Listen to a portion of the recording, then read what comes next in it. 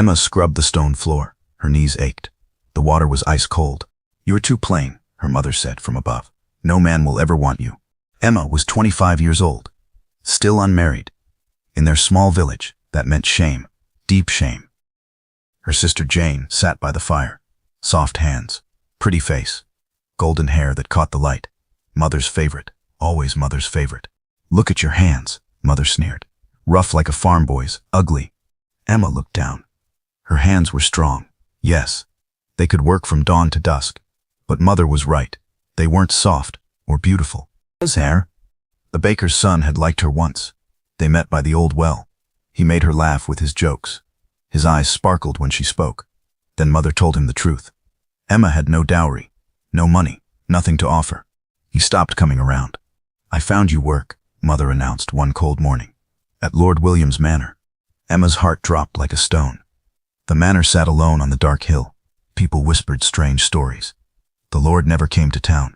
His few servants talked in hushed voices. "You'll clean for him," mother continued. "It's all you're good for anyway." Jane smiled from her silk sewing. Her hands stayed white and smooth. Perfect. Everything Emma wasn't.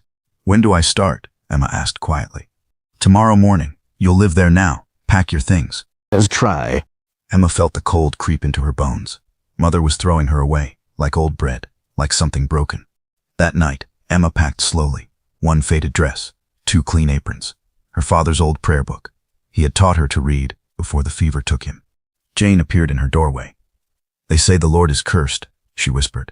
"Scarred and twisted, hideous to look at. That's why he hides away." Emma said nothing. What could she say? "Perfect match for you then," Jane added with a cruel smile. Emma lay in her narrow bed. She stared at the cracked ceiling. Tomorrow everything would change forever. Fear filled her chest, but also something else. Relief. No more cruel words. No more being compared to Golden Jane. Morning came too fast. A rickety cart waited outside. Mother didn't say goodbye. Jane waved from the window, still smiling that cold smile. The road stretched long and winding. Dark trees pressed close.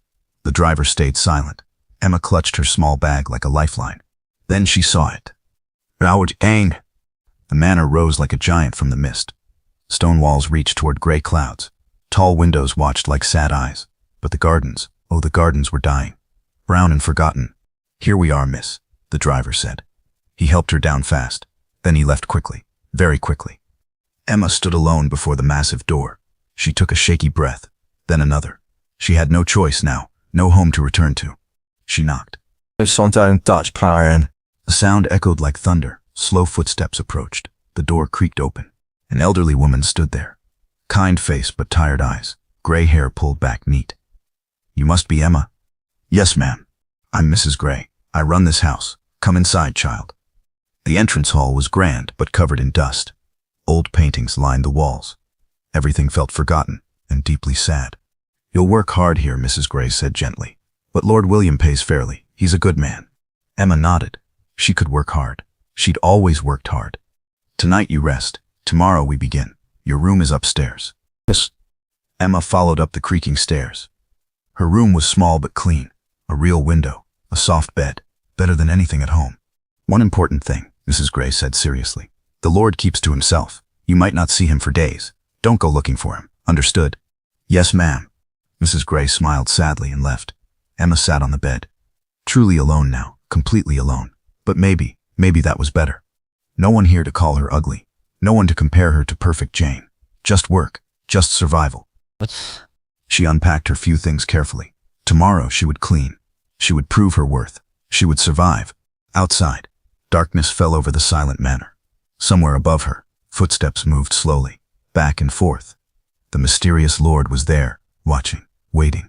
Emma didn't know it yet, but her life was about to change, in ways she never could have dreamed.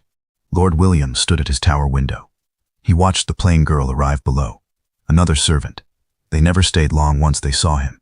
He touched the left side of his face. Deep scars ran from temple to jaw. A fire had done this. He was only 12 then. Now he was 30, and still alone.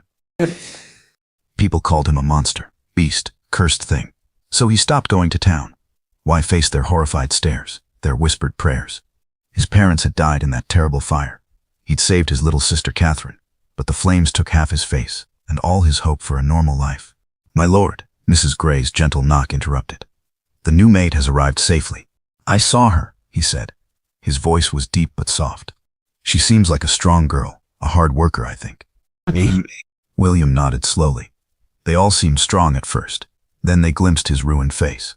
Some ran screaming. Others stayed but whispered behind his back. He hated both reactions equally. What's her name? He asked. Emma Stone, my lord. Emma. Such a simple name. He found that refreshing somehow. Her family sent her here? Mrs. Gray's face darkened. Yes, my lord. They don't want her back.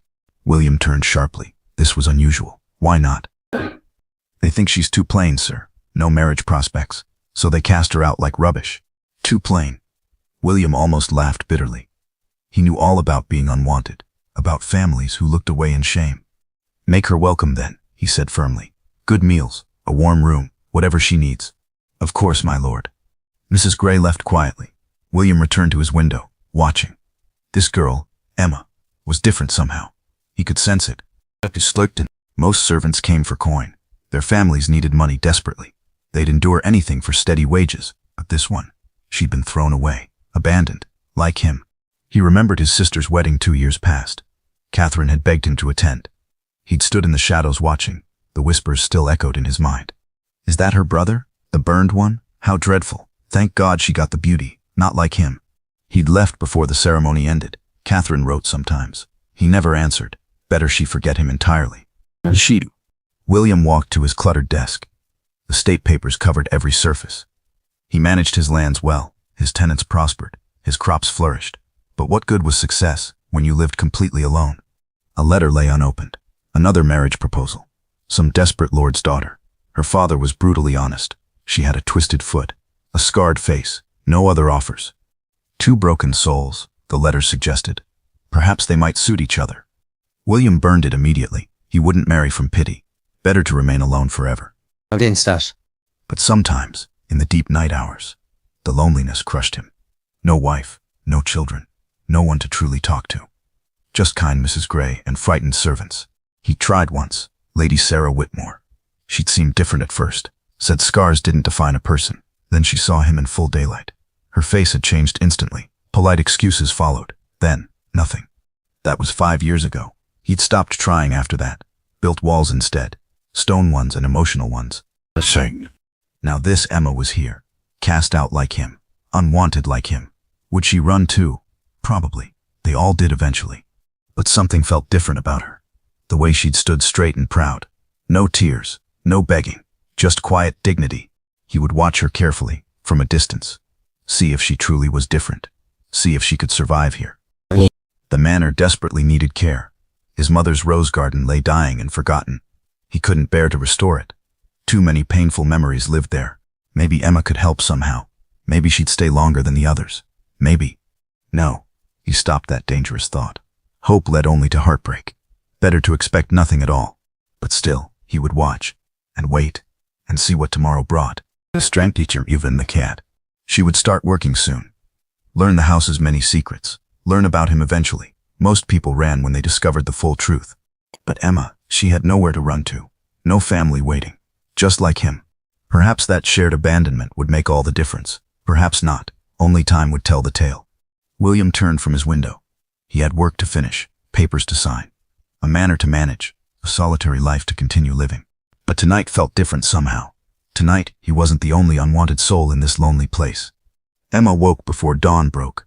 Gray light crept through her small window. She dressed quickly in her plain brown dress and cleanest apron. Mrs. Gray waited in the warm kitchen below. Eat first, child. Long day ahead of us. The kitchen smelled like heaven. Fresh bread cooling on wooden racks. Real butter in a covered dish. Sweet jam in glass jars. At home they'd had none of these luxuries. The Lord values cleanliness above all, Mrs. Gray explained while Emma ate. But we're terribly short-staffed. Just you, me, and old Tom who tends the grounds. Your own best. Emma nodded, chewing slowly. 3 people to maintain this enormous manor. It seemed impossible. Start with the main entrance hall today. Then move to the library if there's time. But don't venture upstairs yet. That's strictly the Lord's private domain. Emma finished her bread and tea. Simple food but filling. Nourishing. She felt stronger already. She began working immediately. The great hall was thick with dust and neglect. Cobwebs hung from the high ceiling like ghostly curtains. She swept and scrubbed for hours. Then, heavy footsteps echoed from above, slow but deliberate. The mysterious lord was awake and moving about. Emma kept working steadily. Don't seek him out, Mrs. Gray's warning echoed clearly in her mind. By afternoon, she'd moved to the vast library. Books covered every wall from floor to ceiling. Each volume wore a coat of gray dust. She started cleaning them one by one. Books were precious things. They deserved gentle care. The door opened suddenly behind her. Emma froze completely, her heart hammered against her ribs. A tall man stood in the doorway. Broad shoulders filled the frame. Half his face remained in shadow. The other half bore terrible scars. Deep ridges of burned flesh ran from forehead to jaw. But his eyes were the brightest blue, like a summer sky after storms. Kind eyes, gentle eyes. "You're Emma," he said. Not a question. "Yes, my lord." She managed a shaky curtsy, nearly dropped her cleaning cloth. "You're tending to the books?" "Yes, sir." They were quite dusty. He stepped closer into the lamplight. The scars became more visible, raised and twisted, but Emma didn't look away quickly. She'd seen worse injuries. Her uncle after the war, burns from cannon fire. He'd survived with dignity. "Most people stare," Lord William said quietly, "or they look away in horror." "Should I do either of those things?" Emma asked, then caught herself. Too bold by far. "Forgive me, my lord." But the corner of his mouth almost smiled. "No, you shouldn't." He walked to a nearby shelf, selected a leather-bound volume with careful hands. "Can you read these words?" "Yes, sir. My father taught me before he passed." "Good. These books are very old. Some are quite rare. Handle them gently." "I will, my lord." He watched her work for several minutes. She felt nervous but not frightened. Strange sensation. "Your family cast you out," he said suddenly, bluntly. Emma's hands went still. "Yes, my lord." "Because they called you plain." It stung to hear the words spoken aloud, but they were true. "Yes." "Do you believe you're plain?" What an odd question from a lord to his servant. Emma considered carefully. "I'm not beautiful like my sister, that's certain. But I work hard. I can read and write. I can think clearly. That should count for something." Now he did smile. Small but genuine. Yes, it should count for everything. He turned to leave, then paused at the doorway. "Those blue books on the third shelf, they're my particular favorites. Take extra care with them." "Of course, my lord." He disappeared into the shadowed hallway. Emma released a breath she didn't know she'd been holding. That hadn't been terrible at all. He was scarred, yes, marked by some old tragedy, but not cruel, not cold or heartless. She looked at the blue-bound books he'd mentioned. Poetry collections, classical literature, stories of adventure and romance, good choices that spoke well of his character. Strive. The day continued peacefully. Emma cleaned room after room. She found years of neglect everywhere, but also hidden beauty. Beneath the dust and cobwebs lay exquisite craftsmanship, fine furniture, delicate artwork. This had once been a magnificent home. At midday, Mrs. Gray brought hot soup and fresh bread. "You met his lordship then?" "Yes, ma'am." "And your impression?" Emma thought carefully. "He wasn't what I expected at all." Mrs. Gray's weathered face brightened. "No, he never is, once you really see him."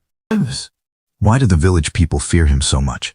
"The scars frighten them, of course, and he's kept himself hidden away for so many years. People fear what they don't understand or know." Emma understood that feeling completely. People had always feared her too. Different reasons, same cruel result. "He asked if I could read," Emma mentioned.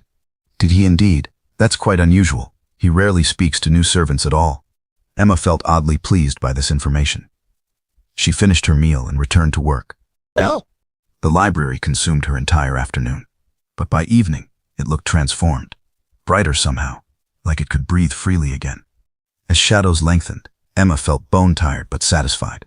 She'd worked hard and accomplished much. She has proven her worth through effort and skill.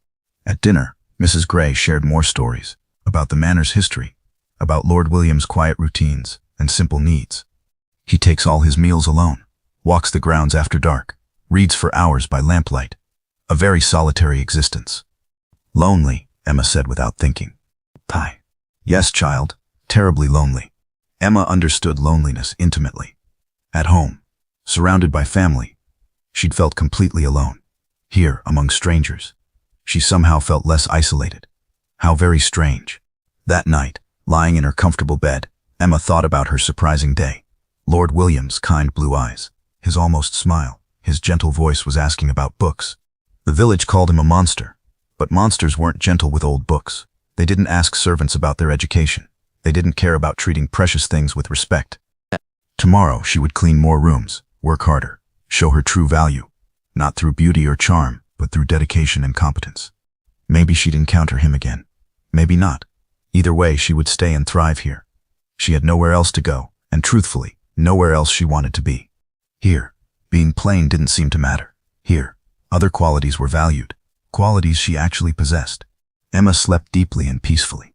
Tomorrow waited ahead, full of dust to clear away, and perhaps new discoveries to make.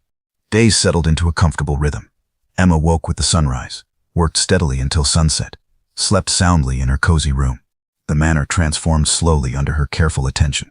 Windows sparkled like diamonds. Floors gleamed with fresh polish. Rooms that had felt tomb-like now welcomed daylight gladly. Lord William noticed every change.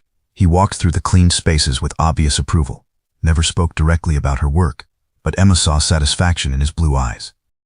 They developed an unspoken dance of sorts. She cleaned in the mornings. He appeared around midday. Never direct meetings, just careful near misses. She would hear his footsteps approaching. She'd move quietly to another room. He'd enter the space she'd just left, like partners in some strange ballet, apart but always aware. One morning, Emma discovered a note on the library desk. His handwriting was neat and careful. "The roses have died in the rear garden. My mother treasured them greatly. Could you perhaps try to bring them back to life?" Sighed Jumputter. Emma ventured outside to investigate. The garden broke her heart instantly. Weeds choked everything. Dead plants crumbled to dust. Stone paths cracked and broken. But beneath the neglect, she glimpsed real potential. Rich dark soil, sturdy boundary walls, strong bones waiting for gentle care. She started with one small flower bed, pulled weeds by hand, added fresh water from the well, searched carefully for living roots. Roses were remarkably tough plants. They might survive with proper tending. Tom, the elderly groundskeeper, shuffled over to help. "Haven't touched these gardens, not since the Great Fire," he said sadly. "Why not?" Emma asked while digging. "Lord's strict orders back then. Too painful for him. His dear mother died trying to save her precious roses. Ran back into the burning house. Never came out again." Emma's hands stilled. Now she understood so much more. This garden held unbearable memories. Overwhelming grief and loss.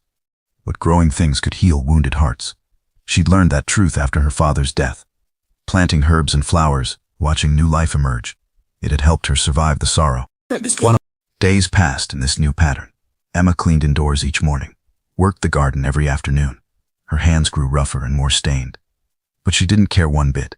One warm afternoon, she found herself singing an old folk song her father had loved. She forgot about everything else, just sang while she worked and planted. "You have a lovely voice."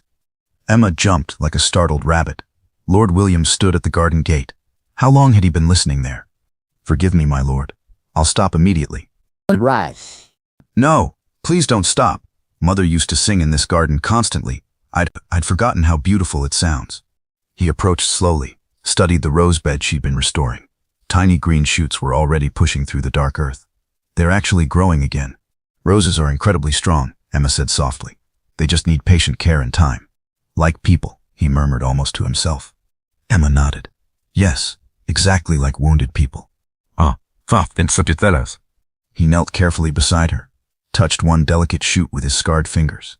Mother would be so happy to see life returning here at last. "Tell me about her," Emma asked gently. Then she worried she'd overstepped again. But he didn't seem to mind at all. She was endlessly kind, remarkably strong. She loved growing everything, teaching me plant names, their different needs and seasons. He talked freely about happier memories, his mother's laughter, garden lessons in sunshine, sweet moments before the tragedy. Emma listened while continuing her work. It felt natural. "Right. I'm talking far too much," he said finally. "No, please don't stop. I enjoy hearing about her. Makes this work less lonely somehow." He looked directly at her then. Really looked. Yes, much less lonely. After that day, he visited the garden regularly. Sometimes he just watched her work. Other times he helped with the heavier tasks. His hands remembered the old skills, just rusty from years of disuse. They talked while they worked together. Simple, comfortable topics. Weather patterns, plant varieties, Books they'd both read, never deeply personal subjects, but steady, pleasant, easy. That's just not go. Mrs. Gray noticed the changes immediately. He seems different lately, she observed. Lighter somehow, less burdened. Emma saw the transformation too. He stood straighter now. Ventured outdoors more often. Still bore his scars with dignity. Still moved carefully through the world, but less hidden. Less afraid. One rainy morning, Emma cleaned his private study. She wasn't supposed to enter there, but Mrs. Gray had taken ill. Someone needed to maintain the room. It was meticulously organized but dusty. Business papers covered the desk surface. Estate accounts. Tenant agreements. All perfectly arranged and current. But one drawer held something different. Personal letters tied with faded ribbon. All unopened. All from someone named Catherine. His sister, perhaps. Emma didn't read them, of course. Not her place at all. But she felt deep sadness, seeing them. Family connections severed by fear and self-imposed isolation. She cleaned around everything carefully, put each item back exactly where she'd found it. Perfect order maintained. That evening, he approached her directly. "You cleaned my study today. Mrs. Gray was ill. I thought it needed attention." "It's perfectly fine. You did excellent work." He paused, choosing words. "You saw the unopened letters." "I didn't read them, my lord." "I know you wouldn't." He looked infinitely tired. "My sister Catherine writes faithfully. I never answer her notes. She's better off, without me in her life." Emma wanted to argue that point, but held her tongue. It's not her place to interfere. Not yet, anyway. Instead, she said, "There's fresh soup in the kitchen." Mrs. Gray made extra before she took to bed. "I always take meals alone." Yes. "I know that, sir, but it's there waiting, if you should want some." She left him standing there. But later that evening, she heard movement in the kitchen. Quiet sounds of someone warming soup, taking sustenance. Small steps forward, but still progress. That night, Emma wrote in her leather journal, a precious gift from her departed father. She recorded thoughts about the manor, her daily work, her observations of the lonely lord. Not a monster at all, not a beast or cursed thing, just a badly wounded man, hurt, and hiding from the world's cruelty, but still fundamentally kind, still decent and good. Ray Soranumbi. She was changing too, she realized, growing stronger each day, more confident in her abilities, more certain of her own worth. Tomorrow would bring new challenges, more rooms to restore, more garden beds to reclaim, more small conversations that mattered. Emma closed her journal and smiled in the lamplight. Life was finally moving forward, for both of them. Weeks passed like gentle seasons. Emma's work transformed the forgotten manor room by room, but more importantly, it was transforming her too. She woke each morning with purpose now. Real purpose. Not just survival, but creation. Making something beautiful from neglect and sorrow.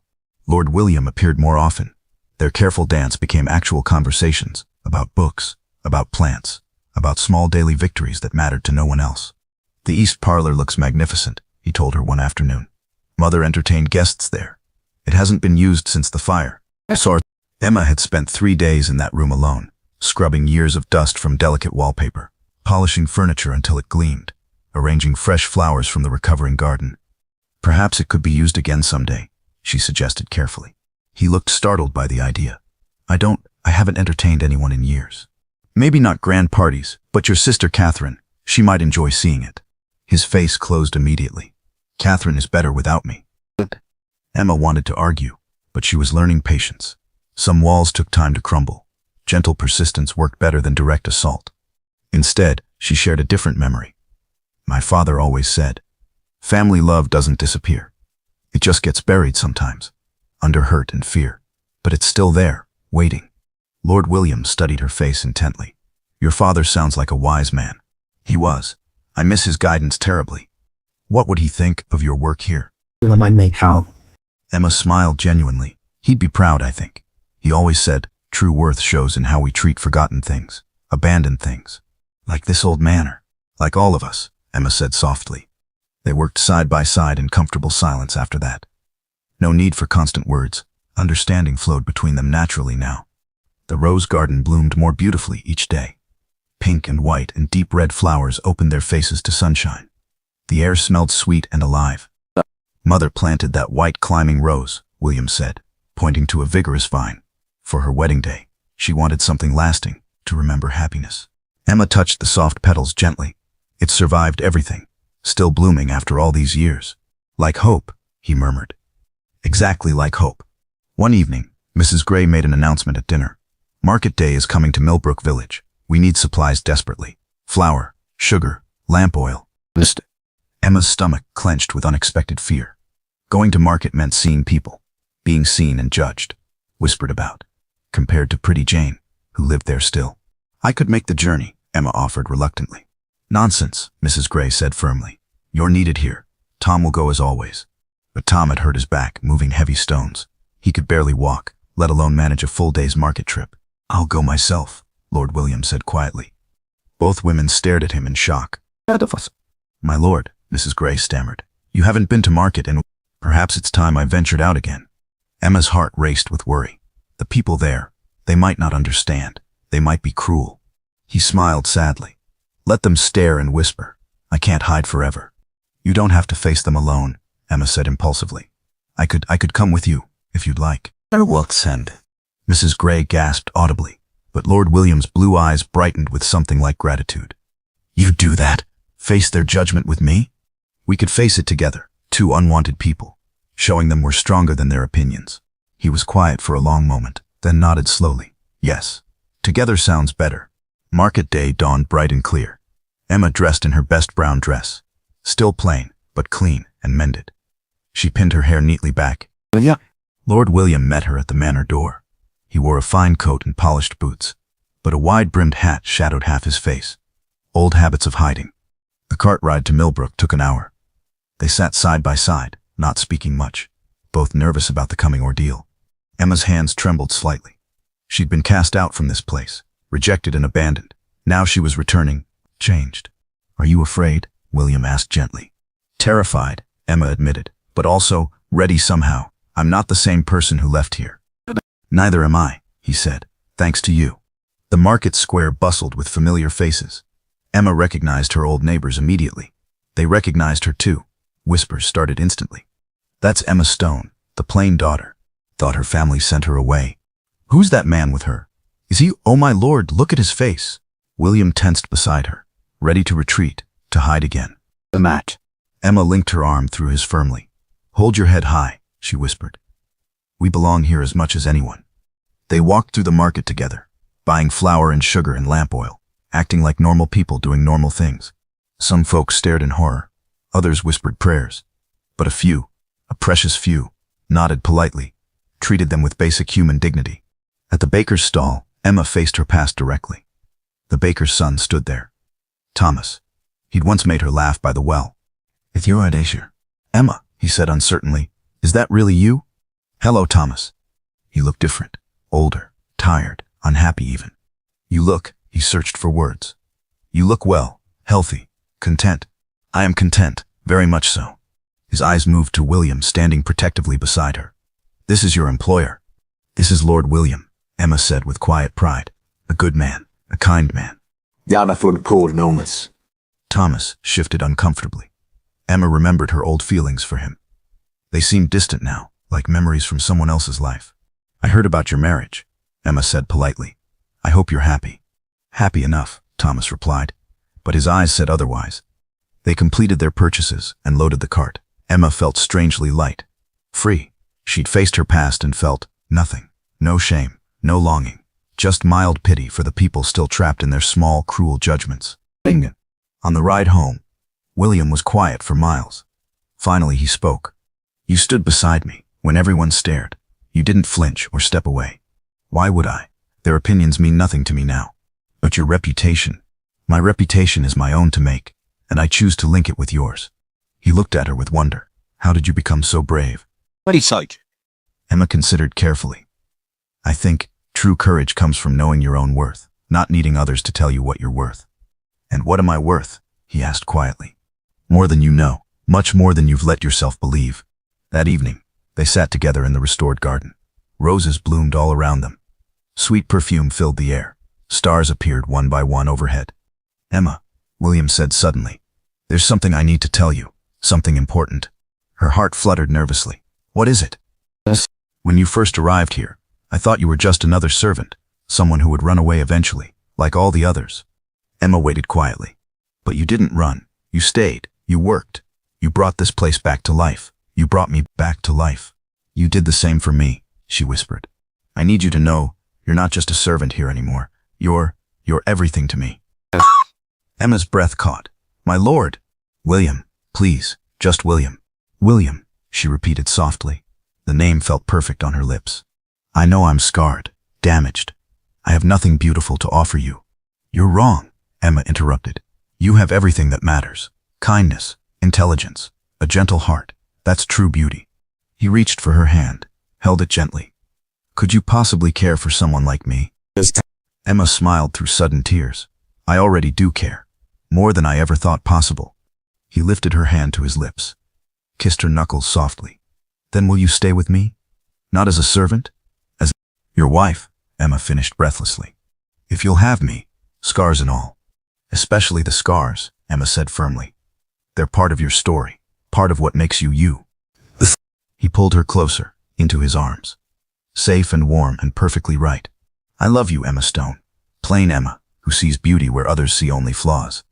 I love you too, William, my scarred lord who taught me my own worth. They kissed there in the moonlit garden, surrounded by roses that had survived fire and neglect, just like them, just like their unexpected love. The engagement announcement shocked everyone for miles around. Lord William and his plain housemaid. Impossible. Scandalous.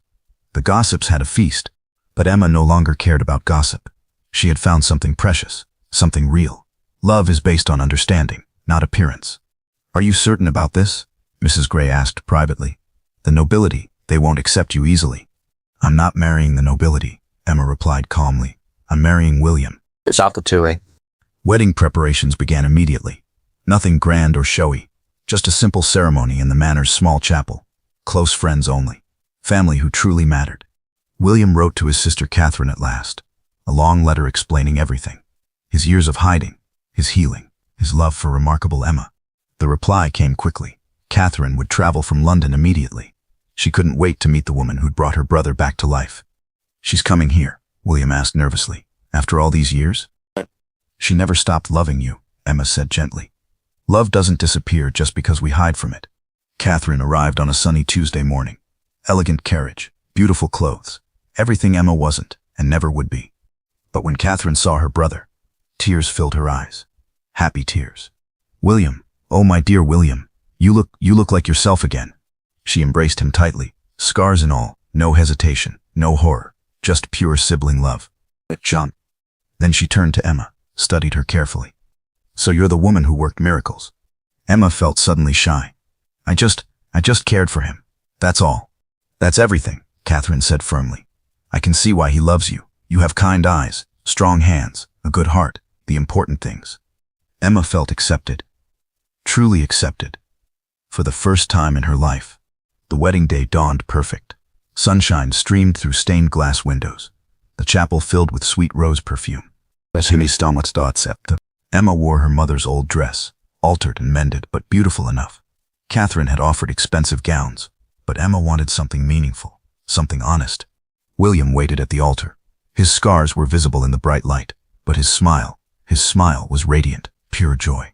Emma walked toward him slowly. Each step is a choice, each step a declaration. She was choosing love over safety, hope over fear, future over past. You look beautiful, he whispered when she reached him. So do you, she whispered back, and meant it completely.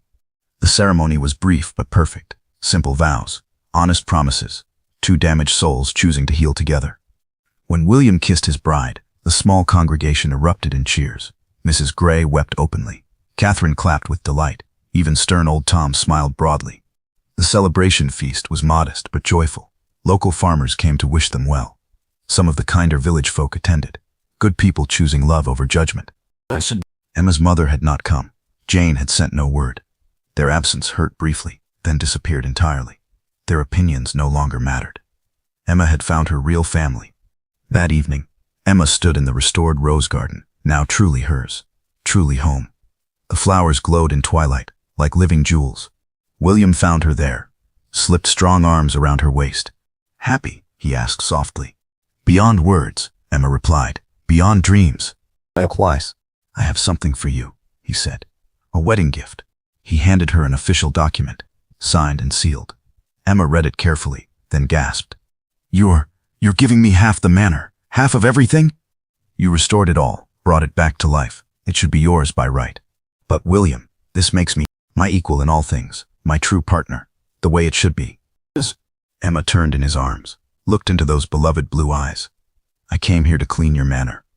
And instead you became its mistress, its heart, its soul. We became its heart, Emma corrected. Together. They kissed again under the rising stars, surrounded by impossible roses. Living proof that broken things could heal, damaged things could bloom again. That get the consing. Months passed in peaceful happiness. Emma managed the manor with skill and grace. The house prospered under her care. The gardens flourished beyond all expectation. William emerged fully from his long isolation. He attended local meetings, helped his tenants with their problems, became the leader he was meant to be. Together they entertained guests regularly. Simple dinners, garden parties. The manor filled with laughter for the first time in years. 1 year later, Emma discovered wonderful news. She was expecting their first child. William wept with joy when she told him. A baby, he whispered in amazement. Our baby. He might have your scars, Emma said gently, or she might be plain like me. Then they'll be perfect, William replied without hesitation. Beautiful in all the ways that truly matter. The baby was born healthy and strong. A daughter with her father's blue eyes and her mother's gentle spirit. They named her Rose, for the garden that brought them together. Emma held her newborn daughter close. This child would know love from birth, would never doubt her worth, would understand that true beauty came from kindness, not appearance. Brandy. She's gorgeous, Catherine said, visiting from London. She's ours, Emma replied simply. That makes her perfect. Years passed in contentment. More children came. A son with Emma's dark hair. Twin girls who looked like neither parent but both. Each one loved completely. Each one raised to see beyond surfaces. The manor became known throughout the county. Not for its lord's scars, but for its warmth. Its welcome. Its proof that love conquered all prejudice. Emma often walked through her gardens in the evening, past roses that still bloomed magnificently, past vegetables that fed her family, past herbs that healed both body and spirit. She would remember that first day, standing alone before the great door, frightened and unwanted, plain Emma with nowhere to go. Now she was Lady Emma, wife, mother, manor mistress. But most importantly, she was loved, valued, treasured beyond measure. She had come to clean his manor, but Lord William had made her its beating heart instead. Thalia. And in the deepest truth, they had saved each other. Two broken souls becoming whole, two unwanted hearts finding home. The roses bloomed eternally around them, proof that even the most damaged things could grow beautiful again with patient love. Anna stood by her window. Rain fell hard outside. Her face was plain, they said. Too tall, too quiet, not pretty enough for any man to love. No man will want you, her mother said. Those words cut deep into Anna's heart. Every single day, the same cruel words, like daggers thrown at her soul. Anna was 25 now, old for marriage. Too old, everyone whispered. Her sisters were all wed. Pretty sisters, perfect sisters with golden hair and rosy cheeks, but not Anna. She looked in the mirror each morning, brown hair, brown eyes, nothing special, nothing that made men stop and stare. Nothing that made her worth loving, or so she believed. Her father drank too much wine. He owed money to dangerous men. Lots of money that grew bigger each day. The debt collectors came weekly now. Their threats grew darker. Then came the news. Terrible, life-changing news that would seal her fate forever. You will marry Lord Edmund, her father announced. His words slurred from drink. He will pay our debts. All of them. Anna's world crashed down. Lord Edmund was 60 years old. A widower who lived alone, far away in the cold northern mountains, where winter never seemed to end. Her heart broke into 1,000 pieces. This was her punishment, she thought, for being plain, for being unwanted, for being the daughter nobody could love. Her mother smiled. Then, a cold, cruel smile that chilled Anna's blood. At least you're worth something now, she said with a laugh. The wedding would be next week. No time to run. No time to hide. No time to change her fate. Anna packed her few things with trembling hands. Her precious books, her simple sewing kit, the small wooden bird her brother had carved for her birthday. Nobody hugged her goodbye. Nobody cried for her leaving. Nobody seemed to care that their daughter was disappearing forever. She left in an old creaking carriage, completely alone. The road stretched long and bumpy ahead. Anna watched familiar trees pass by her window. Each mile took her further from everything she knew, further from any hope of happiness. She thought about Lord Edmund during the long journey. People whispered strange things about him. Mysterious man, they said, never came to town. Kept to himself like a ghost. His first wife had died young under unclear circumstances. What would he do to her? Would he be cruel like her family? Would he hate her plain face? Would he lock her away and forget she existed? The mountains grew closer with each hour. The air turned colder. Anna pulled her thin cloak tight around her shoulders. It offered little warmth against the growing chill. This was her life now. Given away like unwanted furniture. Sold to pay her father's gambling debts. Her family's burden finally lifted from their shoulders. But deep inside Anna's breaking heart, a tiny spark of hope still flickered. Maybe somehow things could be different. Maybe the stranger would show her kindness. Maybe. The carriage climbed higher into the mountain. Soon she would meet him. Lord Edmund. Her husband. Her unknown fate was waiting in the shadows ahead. Lord Edmund waited by the iron gate. He was tall and thin, yes. His hair was silver white like fresh snow, but his eyes were completely different from what Anna expected. They were kind, soft blue like a summer sky, warm like sunlight on her face. He stepped forward as the carriage stopped. His movements were careful but gentle. He helped her down with steady hands. "Welcome, Anna," he said softly. His voice was warm, honey, not harsh commands. "I hope your journey wasn't too difficult." Anna stared at him in confusion. Where was the monster she had imagined? Where was the cruel old man who would make her life miserable? The house surprised her even more. It was large, yes, but cozy and welcoming. Warm fires burned cheerfully in every room. It smelled like fresh bread and dried herbs. Like a real home, not a cold prison. "You must be very tired," Edmund said with genuine concern. "Martha will show you to your rooms. Rest as long as you need." Martha was the housekeeper, round and cheerful with kind eyes that crinkled when she smiled. She welcomed Anna with open arms. A real smile, not the fake ones Anna knew so well. "His lordship prepared everything special for you," Martha said proudly as they climbed the stairs. Anna's room took her breath away. It was beautiful, beyond her dreams. Large windows let in golden sunlight. A soft bed with clean white sheets waited for her. Books lined the wooden shelves. Real books, more than she had ever owned. "His lordship loves books too," Martha explained. "He thought you might enjoy these." At dinner that evening, Edmund sat across from her at a small table. He didn't stare at her face looking for flaws. Didn't frown or make faces of disappointment. He simply ate quietly and smiled when their eyes met. "Please, tell me about yourself," he said after a while. He leaned forward with real interest. "What brings you happiness? What do you dream about?" Anna spoke softly at first. About her love of reading stories. Her skill with needle and thread. Her quiet dreams of helping people somehow. Simple things that nobody had ever cared about before. Edmund listened carefully, really listened with his whole attention. He nodded thoughtfully and asked gentle questions. He seemed genuinely interested in her thoughts and feelings. "I love books too," he said with enthusiasm. "The entire library is yours to use whenever you wish. Consider it your own special place." After dinner, he showed her through the house. It had many bright rooms. A huge library filled with more books than Anna could count. A sunny sewing room with perfect light. Beautiful gardens visible through every window. "Why did you agree to marry me?" Anna asked quietly. The question had burned in her mind all day. Edmund's face grew thoughtful and a little sad. "I was lonely," he said with simple honesty. "Your father needed help with his debts. And I needed company. Human warmth in this big empty house."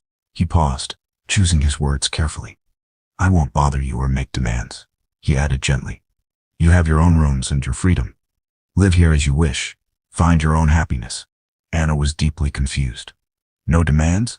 No orders? No cruel expectations? This wasn't what anyone had told her marriage would be like. That night, she lay in the softest bed she had ever felt. Moonlight streamed through her windows. This wasn't what she had expected at all. Not even close. Lord Edmund was old. Yes, much older than her. But he wasn't scary or mean or cruel. He seemed actually nice. Could that really be possible? Tomorrow would surely bring more surprises. She could feel changes coming in her heart. The next morning arrived with bird songs and golden sunshine. Anna woke feeling rested for the first time in months. Real peace had filled her sleep. She dressed carefully in her plain brown dress, her only nice one. Then went downstairs to the breakfast room. nervous about what this new day would bring. Edmund was already there, reading a thick book by the window. When he saw her, he immediately stood up with a warm smile, like she was a real lady deserving respect. "Good morning, Anna," he said cheerfully. "I hope you slept well in your new room." They ate together in comfortable quiet. Fresh bread still warm from the oven. Sweet strawberry jam. Hot tea that tasted like heaven. Simple food but prepared with obvious care. "What would you like to do today?" Edmund asked as they finished eating. Anna blinked in surprise. What would I like to do? Nobody had ever asked her that question. Ever. "Yes, of course," he said with a gentle laugh. "This is your home now too. What activities make you happiest?" Anna's heart fluttered with an unknown feeling. I enjoy sewing," she said quietly. "Making things with my hand." Edmund's entire face lit up with genuine pleasure. "That's perfect. The sewing room has been empty for far too long. It needs someone to bring it back to life." He led her to a beautiful sunny room on the second floor. Dust covered everything, but Anna could see its potential immediately. Large windows provided perfect natural light. Comfortable chairs waited to be used again. Boxes and boxes of beautiful fabric in every color imaginable. "My first wife loved this room dearly," Edmund said softly, touching a dusty table with gentle fingers. "She spent happy hours here, creating beautiful things. It's been silent too long." Anna ran her hands over silks and cottons and fine wools, colors she had only dreamed of owning. "May I really use all of this?" she whispered. "Use whatever brings you joy," Edmund said warmly. "Make this room yours. Fill it with your own creative spirit." Days passed, in this surprising new rhythm. Gentle mornings with quiet conversation, peaceful afternoons, working with her hands. Edmund never made demands or gave harsh orders. He simply existed peacefully beside her. They shared meals and talked about many things. Books they had both read, gardens and growing things. Simple topics that felt surprisingly deep. Anna found herself actually looking forward to these conversations. She started work on a new dress. Blue fabric the color of deep water. Nothing fancy or attention-seeking. Just something that fit her properly. Edmund noticed her progress each day. "That blue color suits you perfectly," he said one morning. Just a simple compliment. But it made Anna's heart sing with unexpected joy. She learned Edmund's daily routines quickly. Morning walks around the gardens. Afternoon reading in his favorite chair. Evening tea by the warm fireplace. A peaceful life built on simple pleasures. But she also noticed things that worried her. His knees caused him obvious pain when he walked. Sometimes she saw him wince and try to hide his discomfort from her watchful eyes. "Can I help you somehow?" Anna asked one difficult afternoon when his pain seemed especially bad. Edmund looked surprised by her offer. "You would want to help me?" he asked, with wonder in his voice. She helped him carefully to his comfortable chair, made him hot tea with honey, brought him a soft blanket for his legs. He thanked her with such genuine gratitude that Anna felt tears prick her eyes. This strange new life, it wasn't horrible at all. It was peaceful, calm, almost nice. Could she actually be finding happiness in this unexpected place? Edmund told her wonderful stories during their quiet evenings. Tales of his travels as a young man, adventures in far-off places. He made her laugh with his funny memories and gentle humor. She began sharing her own childhood stories. The good parts, carefully chosen. He listened with sincere interest and asked thoughtful questions. He seemed to genuinely care about her experiences. "You're very intelligent," he said one evening as they sat by the fire. "Your family was completely wrong about your worth." Anna felt tears come to her eyes. Good tears this time. Healing tears. "Thank you for saying that," she whispered with deep emotion. Each passing day felt a little easier. Less frightening, less uncertain. More like, could this actually become home? Edmund gave her space when she needed it, but also offered companionship when she felt lonely. He was endlessly patient. So wonderfully patient with her fears and hesitations. Maybe this arranged marriage, maybe it wasn't punishment after all. Maybe it was something else entirely, something unexpected and precious. Weeks melted into comfortable routines. Anna began waking early, eager to start each new day. She helped Martha prepare breakfast, learning family recipes passed down through generations. "You don't need to help with kitchen work," Martha said kindly. But her eyes sparkled with appreciation. "I want to help," Anna replied honestly. "It makes me feel useful," and she truly meant those words. She learned exactly how Edmund preferred his morning tea. Not too strong, with just a touch of honey. Watching his face light up when she brought it perfectly prepared became her daily joy. Edmund taught her about the extensive gardens during their walks. each plant's proper name, which herbs helped with pain and sickness, which ones made the most soothing teas for troubled sleep. My knees feel much better today, he mentioned one morning with obvious surprise. That herbal salve you made yesterday, it actually works wonderfully. Anna had found an old recipe in one of his medical books. She had mixed healing herbs from the garden with careful precision. Edmund had been her very first patient, and he was improving. The vast library became Anna's favorite sanctuary. So many books on every topic imaginable. Edmund often joined her there during quiet afternoons. They read peacefully together by the tall window. You might enjoy this one, he would suggest, always choosing perfectly. His recommendations opened new worlds of knowledge for her curious mind. Sometimes he dozed off in his comfortable reading chair. Anna would quietly cover him with a soft wool blanket. These small acts of care felt natural and right. She made new curtains for the dining room using sunny yellow fabric. Edmund praised her skilled handiwork with genuine admiration. You have real artistic talent, he said warmly. These brighten the entire room. The local doctor visited one afternoon to check Edmund's troublesome knees. Anna waited nervously in the hallway for his assessment. They're definitely improving, the doctor announced with clear surprise. Something has changed for the better. What's different in your routine?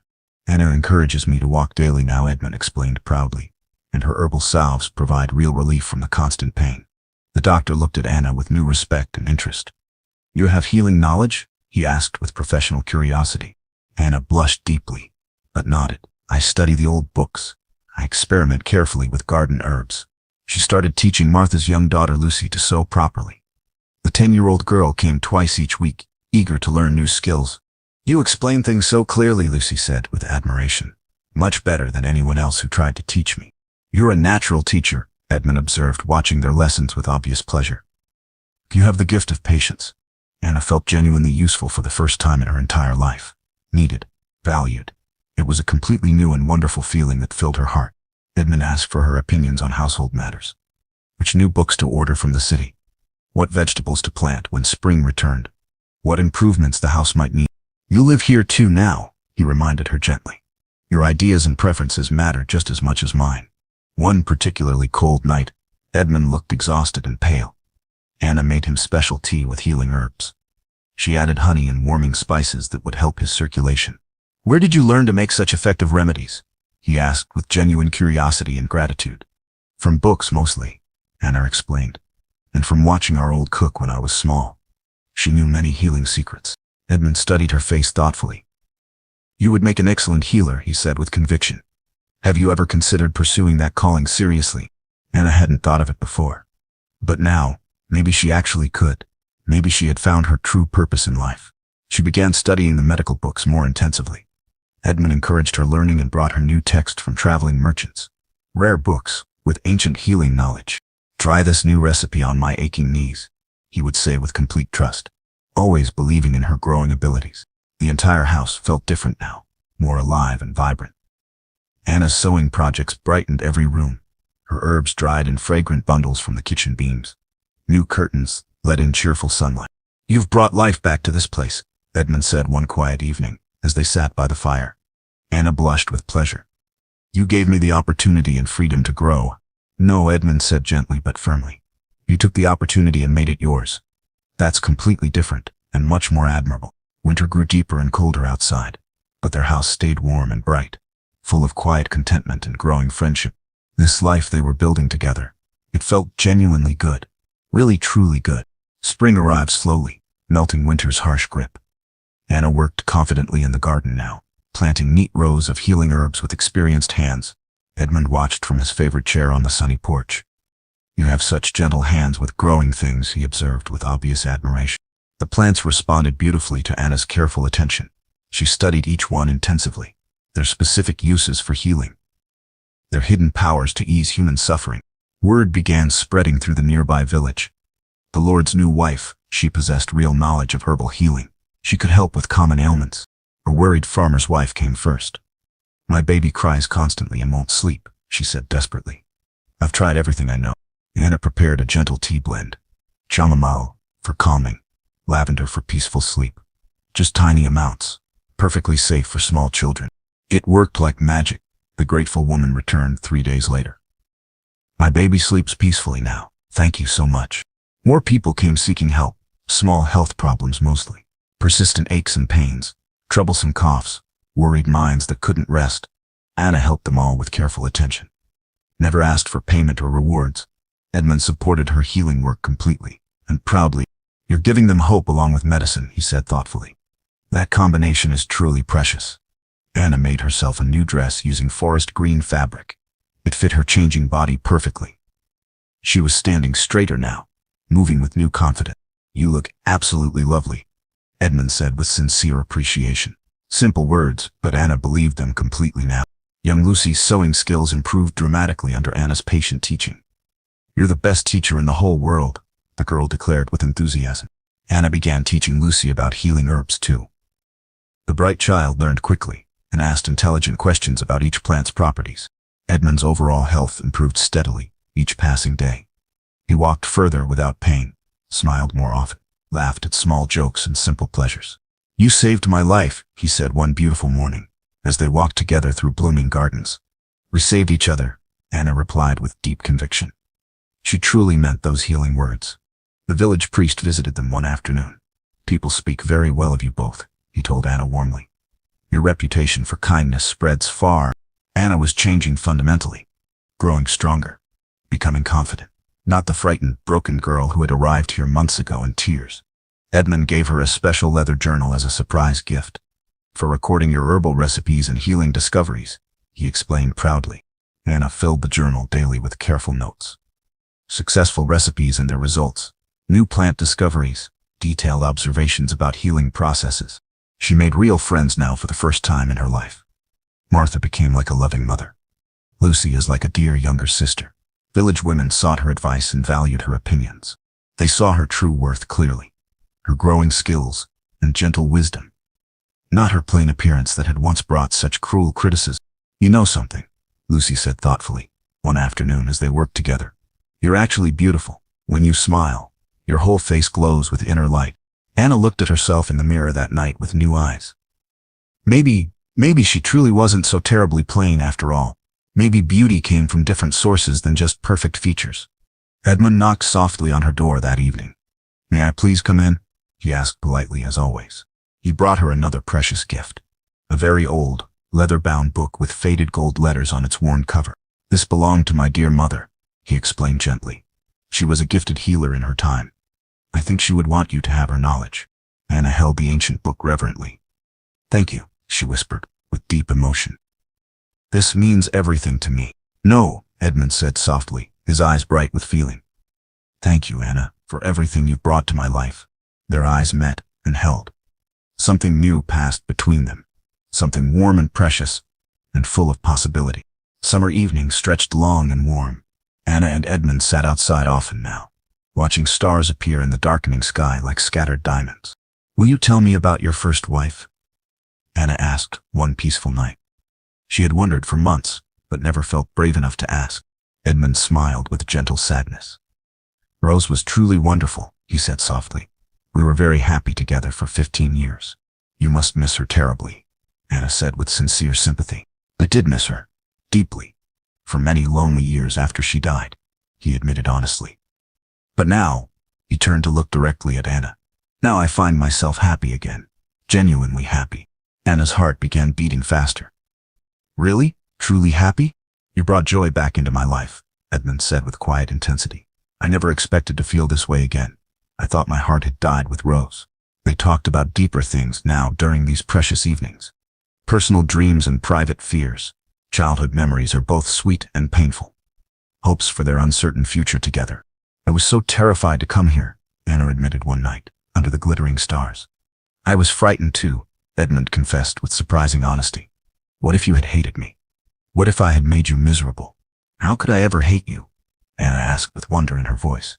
"You're the kindest, most gentle man I've ever known." Edmund reached over and took her hand. The first time he had touched her so deliberately. His fingers were warm and steady against hers. "Your family was completely blind," he said with firm conviction. "You were absolutely extraordinary, Anna, in every possible way." Anna felt healing tears flow down her cheeks, happy tears for once. "Nobody ever said such things to me before." "Then they were all foolish beyond belief," Edmund declared with passionate certainty. They sat together holding hands in comfortable silence. Perfect peace settled around them like a soft blanket. Everything felt exactly right. Each new day brought them emotionally closer. Small touches that felt completely natural. Shared smiles, full of growing affection. Deep conversations that revealed their true hearts. "I believe I'm falling in love with you," Edmund said one morning as they worked together in the herb garden. Just like that. Simple truths spoken directly. Anna's breath caught in her throat. "But I'm still plain, and you're educated and refined, and you are beautiful," Edmund interrupted with gentle firmness. "Inside and out, completely beautiful. And I'm just a lonely old man who somehow got incredibly lucky." "You're not old to me," Anna said with deep sincerity. "You're simply Edmund, my dear Edmund." He leaned forward and kissed her forehead softly, sweet and reverent like a precious blessing. "Is this truly all right with you?" he asked carefully. Always asking permission, always respectful of her feelings and boundaries. "Yes," Anna whispered with growing confidence. "Very much all right." They began taking longer walks together now, hand in hand through the peaceful gardens. The village people noticed their obvious affection and smiled approvingly. "You two fit together perfectly," Martha observed with satisfaction. Like puzzle pieces that were always meant to connect. Anna felt it too. The sense of belonging, of rightness, of coming home to herself at last. "I love you, Edmund," she told him one starlit evening. The words felt completely natural and true. His entire face lit up with pure joy. "Please say those words again," he requested with wonder in his voice. "I love you, Edmund. All of you. Completely and forever." He held her close against his chest. She could feel his heart beating strong and steady. "My dearest, sweetest Anna," he whispered. "My precious treasure." They were healing each other's deepest wounds. Day by day, heart by heart, love by love, Anna's family arrived without any warning on a cold autumn morning. Her mother stepped down from an expensive carriage. Her beautiful sister Jane followed with a superior smile. "We came to visit our dear Anna," her mother announced loudly. But her eyes remained cold and calculating as always. They looked around the prosperous house with obvious surprise, noticed Anna's fine clothes and healthy appearance, saw her unmistakable happiness and confidence. My, you've certainly done well for yourself," her mother said with full sweetness. It wasn't meant as a genuine compliment. At dinner that evening, they were deliberately rude to Edmund, called him the old man behind his back, laughed mockingly at his gentle manners and quiet dignity. Anna's hands trembled with growing anger, but Edmund remained completely calm and courteous despite their cruel behavior. Later that night, her mother cornered Anna alone in the kitchen. "Don't get too comfortable here," she warned with her familiar cruelty. "He'll die soon enough. Then what will become of plain little Anna?" "How dare you speak that way?" Anna said, finding her voice and inner strength. "I'm just being practical," her mother shrugged with cold indifference. "You're still the same plain, worthless Anna. Nothing has really changed." That night, Anna cried bitter tears in the garden. All the old wounds felt fresh and painful again. Edmund found her there under the moon. "What terrible things did they say to you?" he asked with gentle concern. Anna told him everything through her tears. His face grew serious and determined as he listened. "There's something important I must tell you," he said quietly. "About my legal will and inheritance plans." Anna's heart sank with sudden fear. Here it comes, she thought. The cruel truth at last. "Everything goes to you," Edmund said with simple directness. "The house, the money, all my possessions, everything." Anna stared at him in complete shock. "What? But why would you?" "Because I love you with all my heart," he said simply. "And because I need to tell you the truth. I'm sick, Anna." The world seemed to tilt dangerously. "Sick? What do you mean?" "My heart is failing," Edmund explained gently. "The doctor says I have perhaps 1 year remaining, maybe less." "No," Anna whispered with desperate denial. "No, that's not fair. That can't be true." "Life is rarely fair, my darling," Edmund said with sad acceptance. "What we have right now, this moment, that's what truly matters." Anna threw herself into his strong arms. "I'll find a cure somehow, my herbs and healing knowledge." "Some things cannot be cured, my love," he said softly. "But you've given me more joy than I ever dreamed possible. That's enough for any man." Her family had somehow overheard this private conversation. Perhaps they had been listening at doors like sneaking thieves. "How generous our Edmund is," her mother said the next morning with false syrupy sweetness. Her entire attitude had changed overnight. "You should leave immediately," Anna said with steel in her voice. She had never possessed before. "Now, Anna, we're still your family," her mother protested with fake concern. "No," Anna said firmly. "Real family doesn't sell their daughters."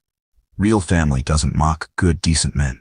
Edmund stepped beside her with quiet dignity. You heard my wife, he said with calm authority. Please leave our home now. Her mother's face twisted into its familiar, ugly expression of rage. You'll regret this decision, she hissed with venom. The only thing I regret, Anna declared with newfound strength, is not standing up to you years ago. They left in angry frustration, but they left completely defeated. Edmund hugged Anna tight against his chest. My brave, courageous girl, he said with pride and love. We'll fight this sickness together, Anna promised with fierce determination. Your heart, we'll find a way to heal it. You already have healed it, Edmund said with deep emotion. You healed it completely with your love. But Anna refused to give up hope. She studied medical books even more intensively, wrote letters to famous doctors, searched desperately for answers and treatment. Time felt precious now. Each day is a gift to be treasured. Each moment together is sacred and irreplaceable. Anna wrote urgent letters to doctors in distant cities, famous healers and medical experts, anyone who might offer hope or new treatments for Edmund's failing heart. Edmund watched her determined efforts with gentle understanding. Please don't waste our precious time worrying about this, he said softly. Fighting for your life isn't wasted time, Anna replied with fierce conviction. It's the most important thing I'll ever do. The entire village rallied around them both. People Edmund had helped for decades.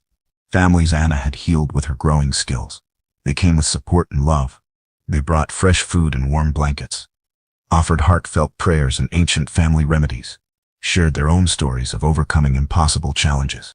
You both gave us so much over the years, they said gratefully. Please let us give something back to you. Anna's mother returned one final time. She brought an official-looking lawyer with expensive clothes and cold eyes. That will isn't legally valid, she claimed loudly. Anna tricked a sick old man. She's not really his proper wife anyway. The uncomfortable lawyer examined all the legal documents carefully. They are completely and legally married, he announced with professional certainty. But just look at her, her mother cried, with desperate anger. Why would any man choose someone so plain and worthless? Edmund stood as tall as his weakening body allowed. Despite his struggling heart, his voice rang with strength. Because she's worth 10 of you, he declared with absolute conviction. The village priest stepped forward as a witness. I've seen their love develop, he testified firmly. It's real, it's true, and it's blessed by God himself. Martha spoke up bravely too. Anna saved his lordship's life, she declared. She gave him happiness when he had given up hope. Even the doctor offered testimony. Her careful nursing extended his life significantly, he said professionally. Her herbal treatments provide genuine medical benefit. The frustrated lawyer dismissed the case entirely. There are absolutely no legal grounds here, he announced. This marriage and will are completely valid. Anna's mother left in a furious rage. You'll be nothing again when he dies, she spat with final cruelty. I was never nothing, Anna said with quiet dignity. I just believed your lies for too long. That night, Edmund suffered serious chest pains. Anna's herbs helped somewhat, but his condition was clearly worsening. I'm so proud of you, he whispered weakly. You've become the strongest, most courageous woman I know. You taught me to be strong, Anna replied through her tears. You showed me my own worth. She sat by his bedside, through the long, dark night, holding his hand, whispering words of love, refusing to let fear take over her heart. Morning came with gentle sunlight. Edmund opened his eyes and smiled at her devoted face. I'm still here, he said with surprised gratitude. And I'll be here too, Anna promised. For as long as we have together. The village doctor came daily now. He worked closely with Anna, combining his medical knowledge with her herbal skills. Together they managed Edmund's pain and symptoms. You're as skilled as any trained physician, the doctor told Anna with genuine respect. Have you considered formal medical training? Anna had never imagined such a possibility. But maybe she could help even more people if she learned properly. Think about it, Edmund encouraged weakly. You could be the healer this region desperately needs. Despite his failing health, Edmund insisted on teaching Anna about managing their properties and finances. You'll need to know these things, he said practically. Anna learned quickly. She was much smarter than anyone had ever given her credit for, including herself. You're going to be just fine without me, Edmund said one peaceful evening. More than fine. You're going to thrive and help countless people. I don't want to be without you, Anna whispered with a breaking heart. I know, my love, Edmund said gently. But you're strong enough now, strong enough for anything. Winter settled deep around their mountain home. Edmund grew weaker, but his spirit remained bright and loving. Anna never left his side for more than necessary moments. She had become the unofficial doctor for the entire region now. People traveled from distant villages seeking her healing knowledge and gentle care. The local physician worked as her partner and friend. "You've surpassed me already," he admitted with professional admiration. "Your intuition combined with your herbal knowledge, it's remarkable." Anna saved every letter of recommendation he wrote. Someday, she might pursue formal medical training, as Edmund suggested, but not yet. Not while she was still needed here. Edmund spent his remaining strength teaching her everything about their properties. The tenant farmers who depended on their land. The village families who needed steady work. The responsibilities of leadership and care. "You have a good heart," he said during one of their lessons. "You'll make decisions with wisdom and compassion." Anna absorbed everything quickly. She was much more intelligent than her family had ever acknowledged. More capable than she had ever dreamed possible. "I'm proud of the woman you've become," Edmund said one snowy evening, as they sat by the fireplace. "You've grown into someone extraordinary." "You helped me become this person," Anna replied, with deep gratitude. "No, my darling," Edmund corrected gently. "You were always extraordinary. You just needed the chance to bloom." Christmas came quietly that year. Just Anna, Edmund, and Martha sharing simple gifts and warm fellowship. The happiest holiday Anna had ever known. Edmund gave her a beautiful necklace. Simple but elegant. "This was my grandmother's," he explained. "She would have loved you dearly." Anna gave him a hand-sewn shirt made from the softest blue fabric. "The color matches your kind eyes," she said with a loving smile. They held each other close that night, treasuring every heartbeat, every shared breath, every precious moment of remaining time. "If I could live my whole life over," Edmund whispered, "I would choose to spend every day right here with you." Spring returned with its promise of new life. But Edmund continued growing weaker despite Anna's devoted care and medical knowledge. "It's time, my love," he said one beautiful morning when cherry blossoms bloomed outside their window. "Not yet," Anna pleaded desperately. "Please, not yet. I need you to promise me something important," Edmund said with gentle urgency. Anna nodded through her tears. "Promise me you'll live fully," he said with intense love. "Promise you'll use your gifts to help people. Promise you'll find happiness again someday." "I promise," Anna whispered brokenly. "I promise everything." Edmund smiled with perfect peace. "Then I can go, knowing you'll be wonderful." He died quietly that afternoon with Anna holding his hand. Peacefully, like falling asleep in the sunshine. No pain, no fear, just love surrounding him completely. Anna cried for days. Deep, healing tears for the man who had saved her life by showing her own worth. The village mourned with her. Edmund had been beloved by everyone who knew him, but Anna was stronger now. Strong enough to honor his memory properly. Strong enough to continue their shared work of healing and helping others. She kept their home exactly as it was. Their library, where they had read together. The herb garden they had planted side by side. The sewing room was where she had discovered her talents. People still came seeking her medical help. Anna treated them all with the same gentle care Edmund had shown her. She charged only what people could afford, often nothing at all. The formal doctor retired and recommended Anna as his replacement. "She knows more about healing than anyone I've met," he told the regional authorities. Anna studied for official certification, passed every examination with perfect scores, became the first licensed female physician in their mountain region. She established a proper clinic in part of their large house, trained young women in herbal medicine and patient care, built a legacy of healing that honored Edmund's memory. Years passed peacefully. Anna never remarried, but she was never truly alone. Her adopted daughters from the clinic, her patients who became friends, the village that embraced her completely.